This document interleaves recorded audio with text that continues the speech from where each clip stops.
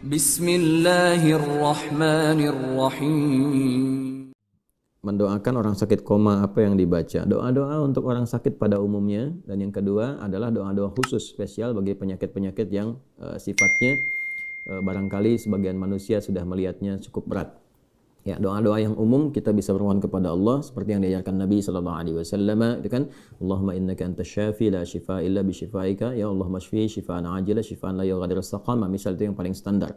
Atau ada doa-doa yang kita bisa teladani dari kisah-kisah para nabi, ya, yang pernah kemudian diuji dengan sakit dan diminta Rasulullah SAW belajar dari itu semua. Contoh misalnya kalau sakit-sakit standar yang kita rasakan sendiri, kita bisa bacakan sendiri, kita merasakan, kita bisa rasakan.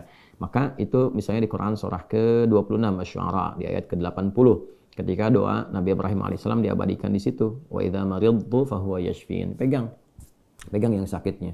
Ya, dan saya biasa mengamalkan itu juga dan alhamdulillah senantiasa mendapatkan barakah dari apa yang dimohonkan itu, ya. Jadi misalnya saya kemarin di Sumatera, teman-teman yang di Sumatera tahu itu, yang di Padang, khususnya yang saat saya ke Batu Sangkar sudah di Bukit Tinggi itu, ya, yang Bukit Tinggi itu dan setelah itu ke Aur Kuning gitu, ya. Itu kan teman-teman tahu sendiri, ya, suara itu hampir hilang gitu, dan ada satu momentum yang benar-benar hampir hilang. Ya, di Kalimantan bahkan hilang sama sekali. Waktu itu pernah saya ke Kalimantan, mudah-mudahan teman-teman insya Allah kita rencanakan sekali lagi. Itu hilang betul, mau ta'lim hilang.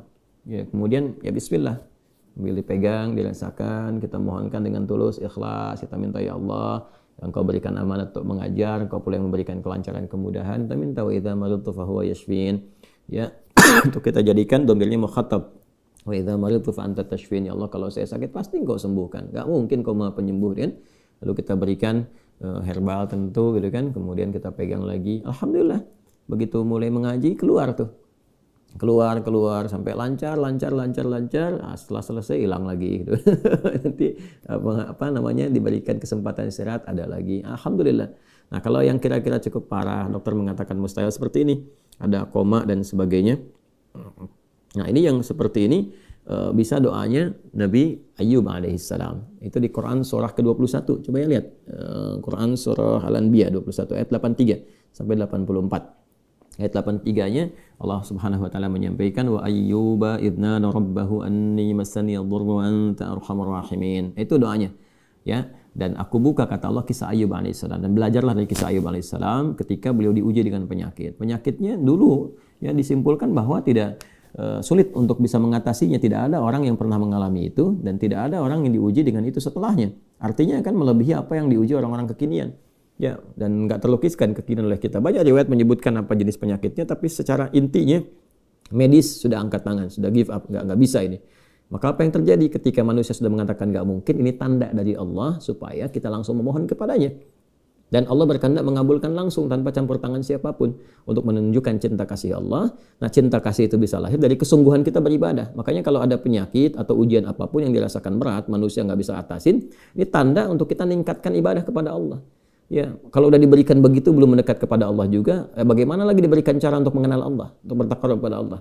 Maka di antara doanya dibacakan yang tadi, Anni masani yadhurru wa anta arhamur rahimin. Itu kan untuk pribadi. Kalau untuk orang lain bisa dikatakan annahu, ya kan, masanihi dhurru wa anta arhamur rahimin. Tapi kalau kita mau bacakan full ayatnya begitu nggak apa-apa, diniatkan ibadah.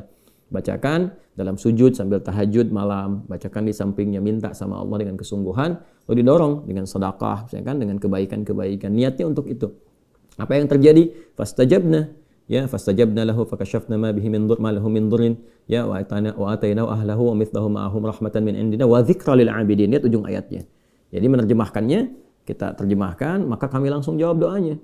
Ya kan? Maka disembuhkan Ayyub alaihissalam dari penyakitnya, didatangkan kembali keluarganya. Maksudnya setelah sembuh istrinya mengandung kembali, keluarganya kemudian balik dalam arti lahir lagi. Bahkan lahir 2 kali lipat dari sebelumnya. Ada yang mengatakan sebelumnya hanya 12 dan lahir kembar sampai ada 24 anak. Kaya lagi setelah itu. Tapi ujungnya lihat, wa dzikra lil 'abidin. Dzikra ini pengingat, contoh bagi orang-orang yang diuji dengan rasa atau ujian yang seperti serupa, substansinya sama walaupun dengan cara yang berbeda. Misal tiba-tiba Anda bekerja dari yang omsetnya, hartanya mapan, kaya, tiba-tiba kemudian hilang dalam sekejap, gitu kan? Wah, ada yang tertipu, ada yang macam-macam, hilang harta, ya, aset hilang. Nabi Ayub kan begitu, sehari hilang semua, ternaknya habis, ya, kemudian kebunnya terbakar dan sebagainya hilang. Yang kedua ada yang diuji dengan orang-orang terdekat yang meninggal dan sebagainya, ya, seperti Nabi Ayub diuji. Ya, kemudian yang ketiga dengan penyakit. Nah, kalau dia diuji itu dan memang sudah parah, orang mengatakan ini mustahil, maka apa yang dilakukan? Yaitu wa dzikra lil abidin. Abidin itu jamak dari kata abid. Abid itu orang yang meningkatkan ibadah kepada Allah. Maka kalau sedang diuji, kembali kepada Allah. Ya, kalau sedang kena musibah, kembalikan kepada Allah. Nah, itu yang dimaksud Al-Baqarah ayat 156.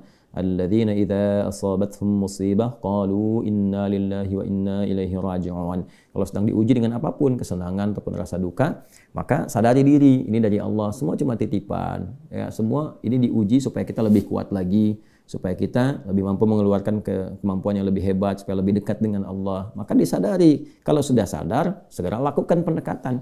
Lakukan pendekatan kepada Allah, tingkatkan ibadah, ya, mohon doa, sabar jalan itu, sabar dulu. Sabar itu bukan diam, sabar itu terima sebagai ujian, ambil hikmahnya, tingkatkan ketaatan. Jadi kita bisa bangkit lagi, move on.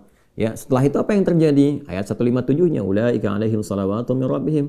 Orang-orang yang demikian menerima dengan sabar, lalu dia alihkan energinya untuk berbuat yang positif, dia tingkatkan ketaatan, dia bangun tahajud, dia berdoa, dan seterusnya. Maka kata Allah, itu dipuji orang ini, dipuji Allah. Ya, wa rahmah, dirahmati oleh Allah. Begitu dirahmati, wa ulaika humul muhtadun, dan kemudian diberikan petunjuk oleh Allah untuk mengatasi persoalan yang sedang dia hadapi. Kadang-kadang langsung oleh Allah diberikan.